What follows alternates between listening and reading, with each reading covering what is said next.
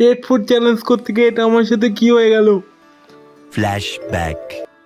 Hey guys, কেমন আছো তোমরা? আশা করি ভালো আছো। ভালো তো থাকতে হবে, যেহেতু তোমরা আমার ফ্যামিলি মেম্বার আর নিয়ে আসলাম নতুন একটা রেড ফুড চ্যালেঞ্জ। তো এই ভিডিওটা দুদিন ধরে শ্যুট করা, আর আমার কাছে রেড কালারের কোনো ড্রেস নেই, তাই জন্য আমি দুদিন ধরে দুটো ড্রেস পরেছি। ড্রেসের উপরে কন্টিনিউ না করে ভিডিওর উপরে কন্টিনিউ করো।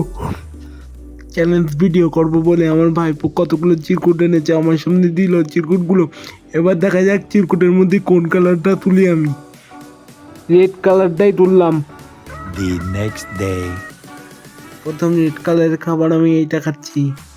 লাল কালারের একটা ব্রেকফাস্ট কমপ্লিট করলাম। এখন সকাল 8টা বাজে, এখন দুপুর 2টো বাজে। এখন লাঞ্চে খাবো লাল লাল সস। দুপুর 2টোর সময় সস খেয়ে লাঞ্চটা কমপ্লিট করলাম।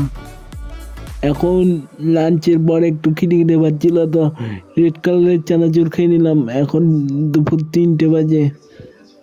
তারপর বিকেল 5টার সময় একটা চিপস খেয়ে নিলাম রেড কালারের। এখন সন্ধ্যে 6টা বাজে, তো এখন লাল লাল লাড্ডু খেয়ে চ্যালেঞ্জটা শেষ করছি। লাইক কমেন্ট চ্যানেল সাবস্ক্রাইব করে দিও।